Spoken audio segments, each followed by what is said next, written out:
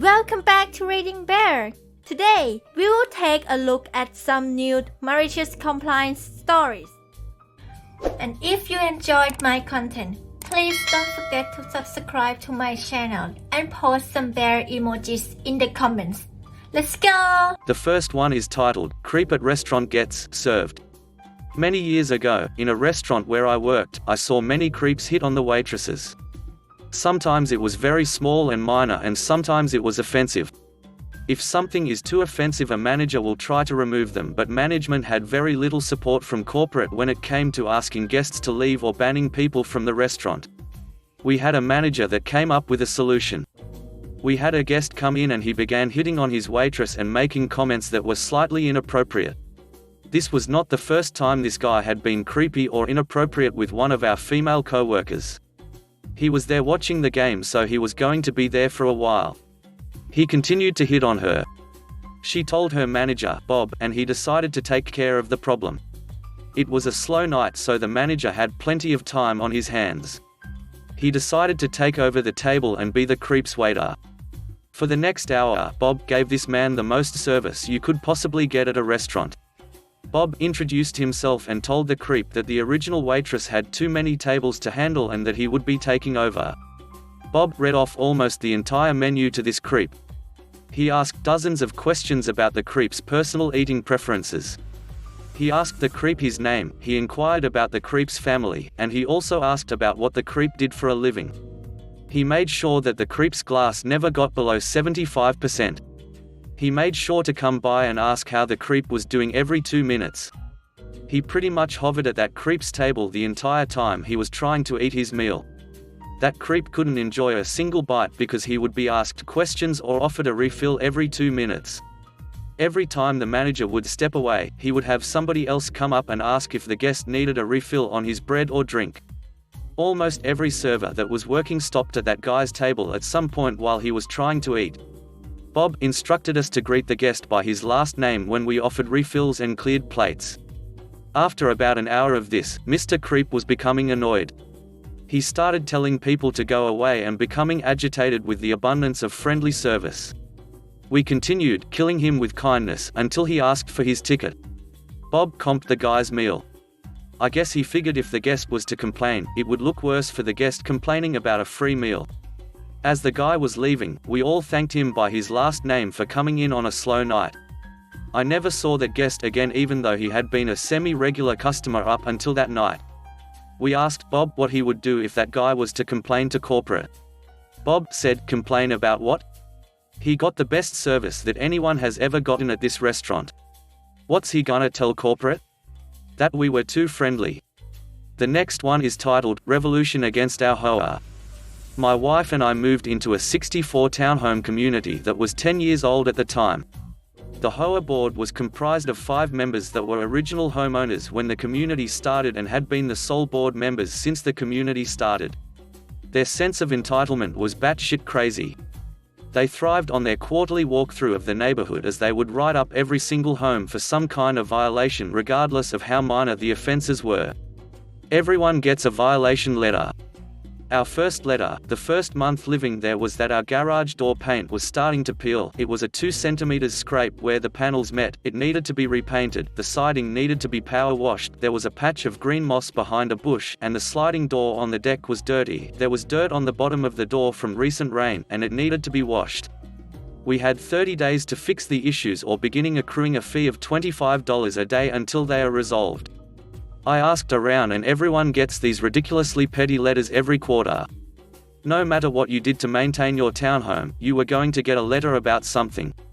As this was going on, none of the major items the neighborhood needed fixed were addressed. After a decade since the construction, the ground had settled unevenly and many homes had standing water issues where it wouldn't drain after a storm. The rainwater would sit for 5 to 7 days in people's lawns. And more importantly, there had been a legal fight with the town since the community was started about our road being dedicated, meaning the town was responsible for snow removal. Our Hoa dues included paying for our own snow removal, which we shouldn't have to, and we were paying an attorney for 10 years to fight this with no resolution in sight. Fast forward 2 years and a few of us had enough and decided to band together to replace the board at the next annual meeting. The existing board got wind of this and hit us all with pages worth of issues with our properties, since if you have outstanding issues, you are not in good standing with the community, thus cannot run for a board position or even vote for those running. This petty move brought the community even closer, and we all spent the weekend before the meeting helping each other clean out their HOA honey-do lists. We took pictures, documented everything, then we had the US mail certified delivery of each packet with the completed list and photos to the HOA board, who lived 75 feet away. Come board night, oddly enough, the lawyer was there to give an update that no progress has been made with the township on dedicated our road. He stuck around as we moved to the elections for the next board. We brought our signed petitions to add our names to the ballot. The board says we're not eligible as we all have outstanding issues with our property. We call bullshit with our receipts from the post office that they received our completed lists with documentation. They reply that they haven't reviewed them yet. We tell them that's not our problem and we are in good standing. The lawyer overhearing this states we are eligible to be on the ballot if we can confirm the issues with our homes were resolved prior to the meeting. The HOA president glares at the lawyer, but the lawyer just shrugs, saying, "The rules are the rules, with the exception of the 5 existing board members voting for themselves, each other, we are voted in nearly unanimously to replace them." I lead the revolution because I was tired of the petty BS when there were real problems in the neighborhood. Sadly, the rest of the elected board members vote me as president. I have no idea what I'm doing. But we spent the next few sessions removing all the dumb violations from most of the neighbors. We went through the bylaws to really focus on what's important. What happens next? Ends up that lawyer was a friend of the previous president and was in no hurry to resolve anything as he was enjoying our excessive bill. I notify him if it's not resolved in the next 6 months we're finding new representation. He was actually good at his job when pressed to do it. He won the case, the town appealed and tried to drag it out. He fast-tracked the appeal as it had been going on for 10 years and we won the appeal too. The town dedicated our road, then the lawyer pressed that it should have been done years ago. It wasn't him slowing things down but the town. He ends up getting us a settlement from the judge for back pay on us paying for snow removal that the town was responsible for. We ended up using that settlement to have French drains installed across much of the community to clear the standing water issues. With the money left over, we fixed a lot of the neighborhood issues that the HOA should have been doing the whole time. Fences and sidewalks in disrepair, replaced dead trees and shrubs, etc. It was great getting all that done without having to hit our capital reserve fund. I remained president until we moved a few years ago. Our family began to outgrow the townhome. Now we live in a new larger development, with a new HOA. I was asked to run for a position on it. I replied, not a ducking chance, but I will lead a coup d'etat if I need to. Editors to the original HOA president, 50-year-old male, he wasn't actually eligible to be president. He wasn't on the mortgage. The townhome was in his mum's name. No one knew because he held the books. So being the vengeful leader at the next annual meeting, I wait until ex-pres shows up with his petition to try and get his position back. I tell him, in front the other 60-plus homeowners, that he can't even be at the meeting, let alone vote or be on a ballot, as his name isn't on the property. But his mum is eligible if she wants to. That was embarrassing enough for the entitled little prick. The next one is titled, "Want me to wait until you're ready to let me in the yard?" That's fine. I work for a company that assists with refits, resets, range reviews, and setting up of new stores in the UK. One of the chains we're contracted to is a major DIY chain. For the most part we don't receive all of the extra training that the chain's own staff does, and we're generally there to provide an extra set of hands or two. This is fine by me.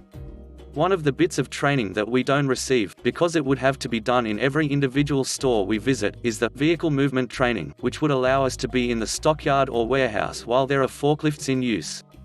If a vehicle is active in the warehouse or the yard, the operator must make sure that a barrier warning chain has been pulled across the respective door. In one store I was told to take a cage full of cardboard waste out into the yard, and bring back a cage full of stock from the same place. I made the trek across the store to the warehouse. The inner chain was down, and I could see that the outer chain was also. There was only one person in the warehouse. Forklift operator, I'm about to start yard movement. Me, perfect timing. This cage will need stacking, I think. Forklift operator, you can't go into the yard. I'm going out there. Me, I'll be as quick as possible. Drop this at the waist area, and grab the stock cage on my way back in. Forklift operator, I'm going out there now. You'll have to wait. I was sent off with the expectation that the rest of the team would finish the cage we'd be working on in the time it took me to finish my errand. There was no backup plan for if I returned without the cage that was in the yard, the last one of the review. The only one left before we could all go home for the week. But I wasn't, and I'm still not vehicle movement trained. My name wasn't signed on the board next to the door as one of those permitted to mix it in the yard with the forklift. And therefore I had to stand as the chain was hooked across the doorway and the forklift engine coughed to life. The door came down once the forklift was out of sensor range, so I could only assume that the driver was working hard. And half an hour later, when the team leader came looking to see why a simple stock cage retrieval was taking so long, he found me waiting still. Leaning on my manual pump truck, the forks still under the cardboard cage I'd been meant to leave in the yard, waiting for the forklift operator to come back inside and remove the chain from the door. He was vehicle movement trained, so he opened the door to see the forklift parked near the garden center entrance to the stockyard, and the operator nowhere in sight. We didn't get out as early as we hoped because of the delay. And the store manager did not look impressed when the tale was relayed to him. The next one is titled, "Want me to take 2 weeks off?" Sure. I worked for a big tech company, starts with L and ends with G. They sell a lot of refrigerators. In the company, there's a division or sub-branch for importing services. We used to only do imports for ourselves, but our branch was moving towards new customers and other unrelated companies. I had just barely been working there for 3 months or so, and I was getting piled with about 15 to 20 accounts with 5 shipments a week or so. As you can imagine, I'm just a newbie and I'm trying to keep up with everything. Side note, the next newest person had been there 6 months and didn't even have 10 accounts yet. I was a hard worker and I tried to learn quickly, including working on weekends to take calls from customers who haven't received a container, or with truckers to pick up the containers and schedule deliveries. Karen, HR personnel, truly a Karen. Boss man, my direct supervisor, his role is just about the same as mine, but he's a veteran. I work side by side with boss man, because I'm new on board and I'm taking over some of his accounts to manage. He's been laying accounts onto my because our company is taking new customers constantly, but we just don't exactly have enough manpower for it, so whoever is capable of is now working double time. The thing with accounts is that each account is best known by the person assigned the account. The sender, receiving customer, and truckers, as well as the steamship line, will generally talk to you and you keep pace notes. So, you keep an Excel sheet highlighting what needs to be done and what stage your containers are in. However, the tricky thing is reading each different person's Excel sheet and trying to understand which parts have been done. Most of the time, this is streamlined by seeing the emails in your account and seeing what's there to do next. 3 months in, I get sick. Really damn sick, like I can't get up without feeling dizzy, diarrhea, and I get shortness of breath as I try to lie in bed. Maybe it was just anxiety. By Monday, I feel just fine since I've been popping Tylenols like candies. I can work now. Maybe it was just a bad cold. Time to catch up on emails over the weekend and do what's needed to be done. But Karen calls me, cuts off my emails, meaning I won't receive any emails from that point on. Not that I understand why. She screwed up big time by cutting my emails, I'll explain later, and tells me to come into the office and hand in my company laptop for the next 2 weeks, even when everyone is working from home. I'm not sure I understand the logic behind that, but okay. Here's the malicious compliance. I know that on my hand is about 10 to 15 accounts with plenty of processes that need to be done. This is an 8-hour task minimum each day. Each person also has a chart of what needs to be done for each account and what not, but the only copy is on the laptop for security reasons. With only one laptop, only one person could work at one time. Even if you shared it within the company and delegated work out, there was still quite a lot of work to get through. I tell her that there's no way that my co-workers and boss man can handle all of that even if you delegated it, and that I probably needed to handle the accounts since I'm feeling better. Keep in mind that everyone is working from home anyways, so there was no need for me to hand in my laptop and stop working. Karen says that boss man can handle it and not to worry. I comply. Turns out, after a nice 2 weeks off, the company is in shambles. Containers were sitting in demurrage and storage, costing the company lots of money. It was enough to make the company bleed. I tried to handle what was left of my accounts and the new shipments, but we were bleeding money anyways because too many things were going wrong all at once. When she cut off my emails, a lot of emails that were sent to me from customers didn't show up or get through. Meaning there was a heck of a lot of angry customers and a lot of containers hanging in free fall. While Boss Man tried to remedy things when I was away, many things were left undone because there was just too much to do, and by cutting off emails from my laptop, many things didn't show up either. A month or so later on a Friday, I get an email from Karen saying to come in for a performance review. Here's why I call her a Karen. I go to the performance review. Generally in a performance review, you wouldn't need your company laptop as you're not working, you're there for a review.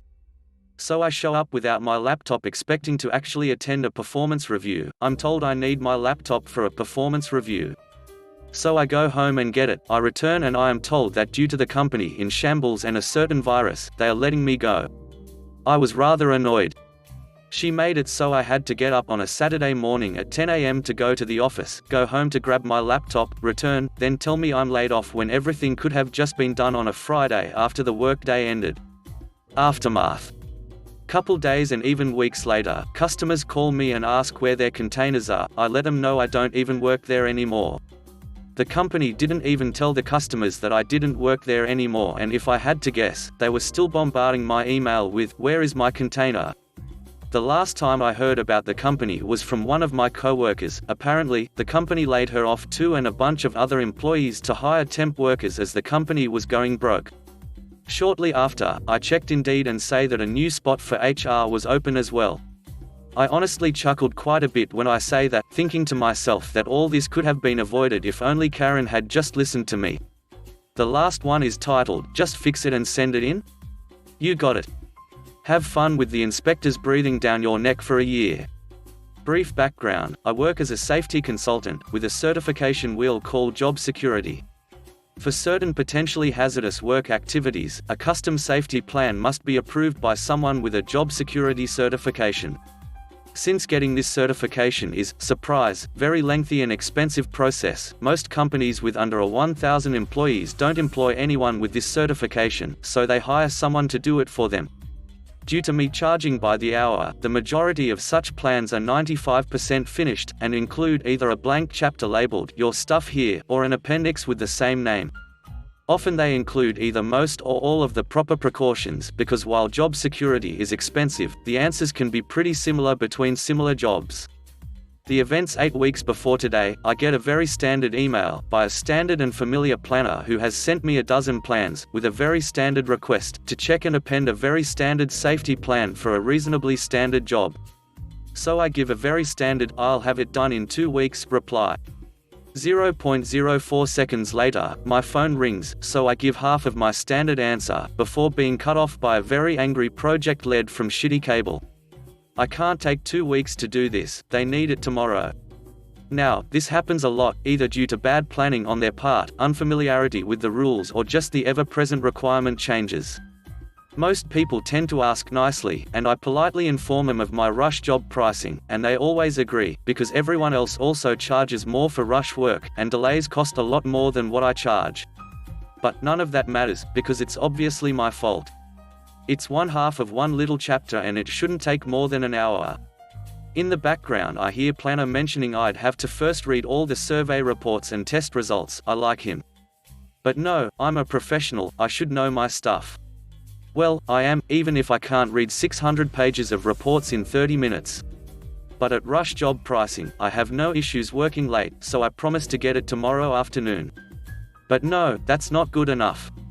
He has tomorrow off, so I have to not only do my work and sign it, I need to finish the safety plan and send it in. Now, clever readers might have noticed he just asked me, not one of his employees, to write down stuff Shitty Cable is going to have to do, and pay for, without anyone in Shitty Cable reviewing it, or providing any input. The moment that plan is approved, it becomes part of not just their contract, but part of the permits as well. Breaking this plan means you're breaking the law, and are technically a criminal.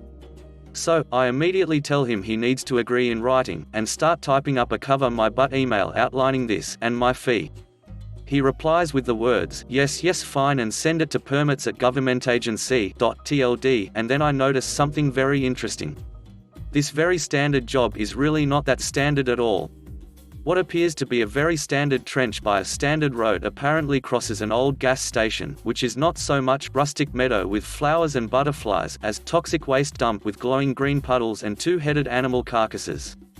Now, because, as pointed out, I'm a professional, I immediately email the planner and give them a call to inform them this is really not so standard. Yes, he knows. Yes, he told Project Lead, who said it was my job to fix that. I call shitty cable project lead again. Yes, he very loudly confirms, it's my job to fix this. So, I fix it, and as requested, I send it to the permits department, CCing planner and supervisor and their boss. More background, there are lots of things you can do to reduce costs in a situation like this. Take more samples to more accurately find the polluted spot, so you don't need to use safety precautions for as big an area. You can use different work methods that don't involve getting yourself dirty.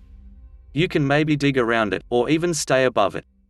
A little planning can save everyone a lot of money, or if shitty cable can make it a change order, even make them money.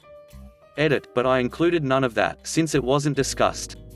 I included all the precautions, for a huge area, for standard working conditions, where everyone wears all the PPE anywhere near the work site. Massive amounts of very expensive soil needing to be isolated and disposed of. It was a very expensive set of over-the-top measures, but exactly what the book demands. 6 weeks later, 2 weeks before today, the safety plan is approved, the permit is in the mail, everyone is happy because the work can start.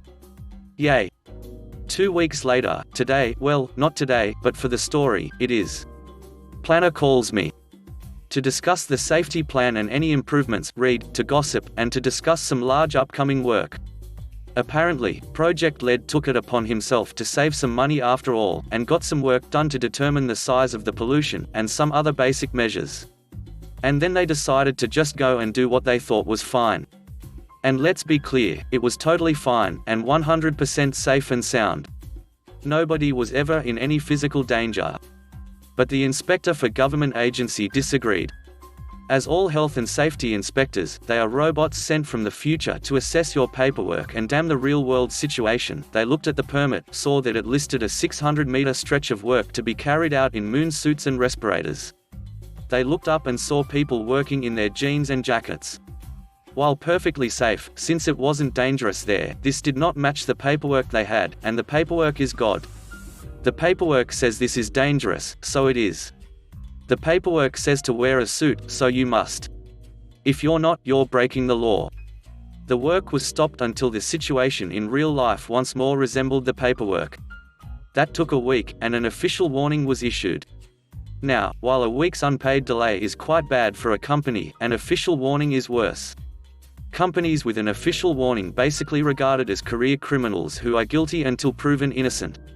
Within those 2 weeks, every single one of Shitty dozen or so worksites was inspected.